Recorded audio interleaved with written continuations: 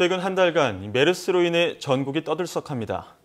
불특정 다수가 감염 위험에 노출되고 나 역시 걸릴 수 있는 병임에도 감염자를 탓하거나 확진 환자가 격리 중에 무단 이탈하는 등 성숙하지 못한 우리 사회의 시민 의식이 이 메르스 사태를 더 악화시켰다는 지적도 나왔습니다. 네, 그래서 이 시간에는 제2의 메르스 사태를 막기 위해서 우리 사회가 어떻게 변해야 할지 전문가와 함께 알아보겠습니다. 서울대 보건대학원 유명순 교수 전화로 연결됐습니다. 교수님 안녕하십니까?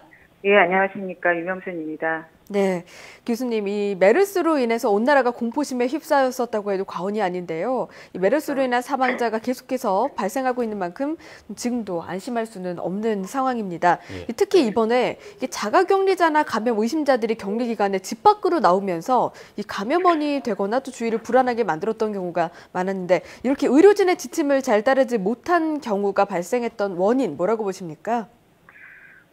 이게 이제 모든 것은 상대적인 비교의 문제는 있는데요. 저도 그 사건, 그 분들의 그 행적을 뉴스나 기타 언론 보도를 보면서 유감스럽긴 했습니다. 그런데 조금 넓게 보면 사실 이번 메르스 사태는 그 메르스라고 하는 바이러스 리스크라고 하는 위험 요소 측면에서 보자면 굉장히 스트레스가 높은 위험입니다. 왜냐하면 치료법이 발견돼 있지 않고 처음 듣는 것이고요. 그러다 보니까 또 믿었던 병원 그리고 굉장히 유명한 병원에서의 그 문제들이 불거지면서 보통 사람들한테는 공포와 스트레스를 주기가 좋았죠. 그런데다가 저희가 지난 세월호 때 이후로 정부를 중심으로 한 어떤 소통이나 정보와 관련해서 불신과 두려움이 좀 있었던 상태였고 마지막으로는 이제 내가 하던 일들을 다 멈추고 홀로 격리되어야 된다는 데서 오는 스트레스가 있었을 것입니다. 그래서 일부 유감스러운 상황들은 있지만 이 상황 자체는 굉장히 고 수준의 스트레스 상황이라고 볼 수 있지 않나라고 생각을 합니다. 이 부분에서 일부 분들이 이탈이라든지 저항이라든지 아니면 굉장히 좀 다른 분들에게 불편을 끼칠 수 있는 행동들을 하지 않았는가라고 생각합니다. 예, 뭐 질병에 대해 생소했던 점이나 격리에 대해 어떤 부담감을 가졌던 점 이런 것들이 이런 사태를 만들지 않았나 싶은데요. 네. 그렇다면 이번 메르스 사태 때 이와 관련해서 발생했던 문제점과 또 사례에 대해서도 짚어주시죠.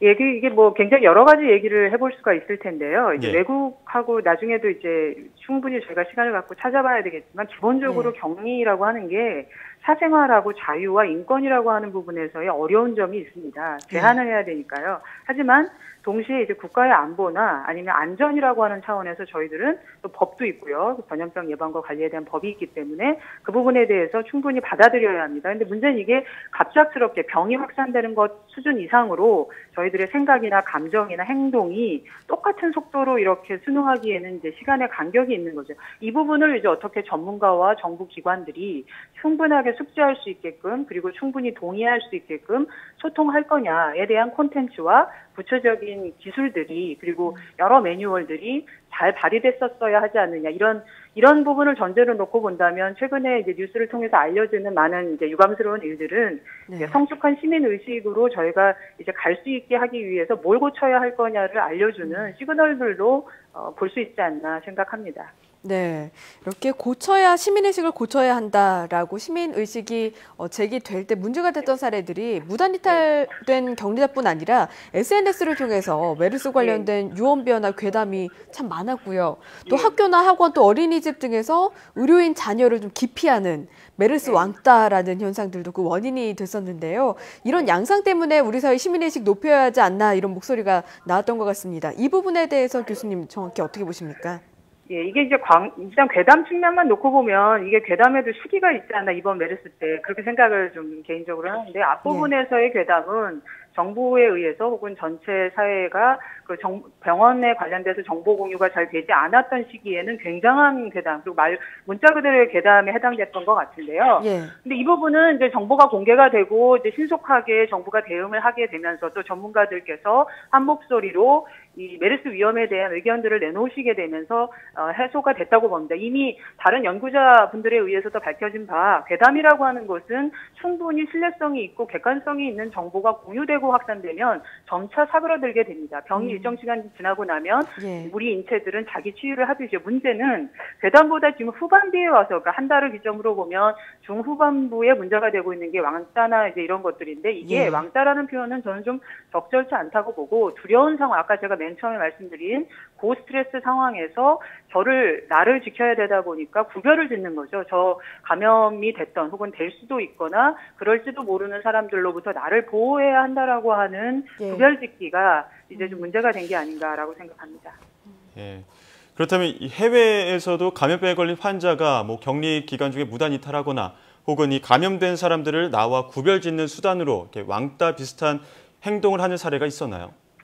행동 사례까지는 아니더라도 지금 저희도 열심히 저희 연구실에서 이제 사례들을 수집하고 분석하고 있는데요. 한 가지 먼저 말씀드리고 싶은 건 뭐 카트리나 때부터 비록 이게 전염병은 아니었지만 또 예전 2003년 때의 그 사스나 아니면 기타 그 전염병 때도 있었지만 어느 나라나 지금 저희가 참고로 하려고 하는 선진국들도 처음에는 허둥지둥합니다. 처음에는 이탈도 많이 생기고 오류도 많습니다. 근데 문제는 그런 나라들은 그런 사례들을 아주 깊게 그러니까 추적을 해서 교훈의 사례로 잘 삼는 나라들은 지금 제법 성공적으로 매뉴얼을 갖추고 있고 경험을 노하우로 전환을 시켰고요. 그렇지 않은 경우들은 잘 안 되겠죠. 그래서 그런 점에서 보면 이제 하나의 공통점은 중국, 홍콩, 토론토 같은 나라들인데요.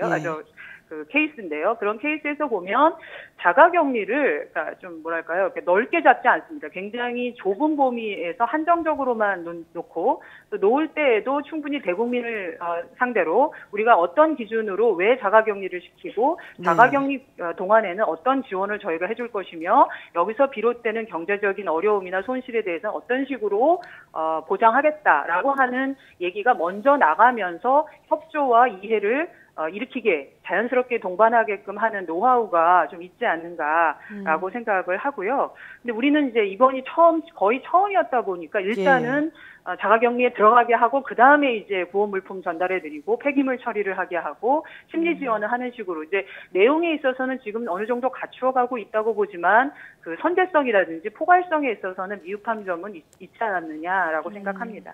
네, 이번을 계기로 정말 처음이었기 때문에 전염병이 발생했을 때 어떻게 해야 하는가 이런 매뉴얼도 마련돼야 할 것 같은데요. 아무래도 이 정부가 국민들에게 메르스와 관련된 정확한 정보 제공을 못해서 공포감을 좀 키운 것도 하나의 원인이 될 수도 있을 것 같습니다. 어떻게 보십니까? 하나의 이유라고 하기에는 너무 많은 분들이 이제 유감이었다. 이것은 정말 큰 착오이자 또 실수이고 문제점이었다라고 동감하고 있다고 생각을 해서 제가 여기에 더 첨언을 할 필요가 없을 정도로 뼈아프게 저도 이제 일종의 전문가의 한 사람으로서 이 부분을 어떻게 빨리 긍정적인 프레임, 또 생산적인 프레임으로 극복을 할 건가 이 부분이 더 고민의 지점인 듯합니다.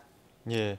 또 아까는 해외 사례에서 보듯이 어떤 격리자에 대해서 기준과 이유, 지원이 명확히 제시를 한다라는 말씀을 해주셨는데요. 또 해외에서는 에볼라나 메르스 등의 감염병이 유입되거나 그 어떤 유행될 조짐이 보일 때 국민들에게 추가적으로 어떻게 정보를 제공하고 또 어떤 방법으로 이 감염병에 대처하나요? 지금까지 이제 알려진 문헌이나 기타 자료를 종합해 보면 크게 세 가지 흐름이 있는 것 같습니다. 하나는 성숙한 커뮤니케이션을 하자. 두 번째는 지역사회 기점, 그러니까 지역사회 거점이나 생활형으로 접근하자.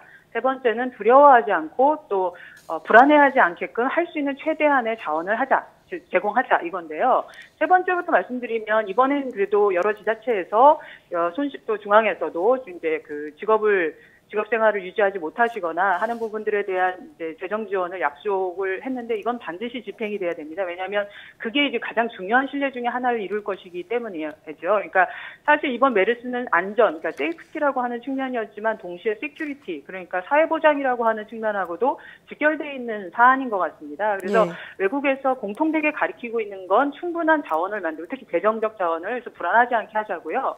두 번째가 이제 그 지역사회를 준비시키자입니다. 이게 물론 질병관리본부라든지 아니면 복지부라든지 안전처와 같은 조직의 개혁도 중요하지만 함께 이제 발전하고 성숙해져야 하는 것은 지자체 작은 구 단위에서부터 시작해서 여러 지역 단위의 지역사회 준비성입니다. 이걸 위한 여러 노하우가 있습니다. 예를 들면 지역 라디오 채널을 통해서 예전 미국의 경우는 바이오 테러리즘 때 안전하시게끔 여러 방송을 이제 보낸다든가 아니면 온라인으로 여러 훈련 이제 그 교육 이 여러 그 게임이라든지 아니면 인터랙션을 통해서 어떤 프로그램을 지시해서 덜 불안하시게 해준다든가, 그리고 모니터링을 잘 묶어서 사례들을 개발한다든가, 이런 다양한 창의적인 지역사회 준비의 콘텐츠는 찾아보면 많이 있습니다. 그래서 이번 계기에 활용할 수 있겠죠. 네, 말씀을 들어보니 마치 환자만 열심히 준비할 게 아니라 사회 전반적인 시스템이 갖춰져야겠다는 생각이 드는데요. 그렇다면 끝으로 이번 메르스 사태에 나타난 문제점을 효과적으로 바로잡고 또 감염병에 효과적으로 대비하기 위해서 이제 시민의 입장에서는 어떤 시민 의식이 필요할지도 궁금합니다. 어떤 노력이 필요한지 전해주시죠.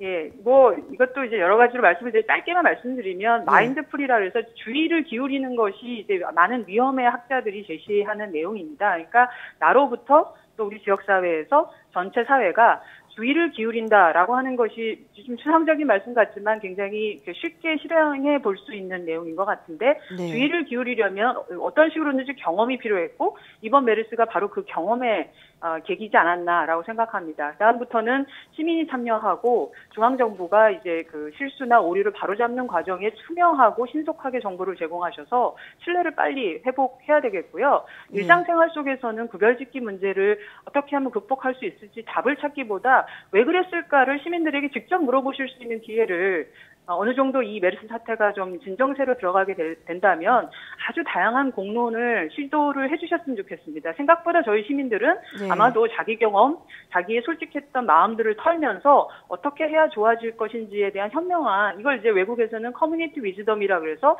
지역사회가 가지고 있는 지혜라는 말로 위기 극복을 표시합니다. 저는 한국 사회에서 그런 모습들이 발견되는 걸 이제 믿고 있고요. 네. 물론 지금 이제 환자분들이 가장 먼저 나아야겠고요. 다시는 그렇죠, 이런 지금은요. 제2의 상황이 나타나지 말아야겠지만, 이번 사례로 좀 매뉴얼이 잘 갖춰져서 다음번에 좋은 그런 도움이 되는 사례가 되었으면. 준비가 부족했던 것 같습니다, 저희가. 네.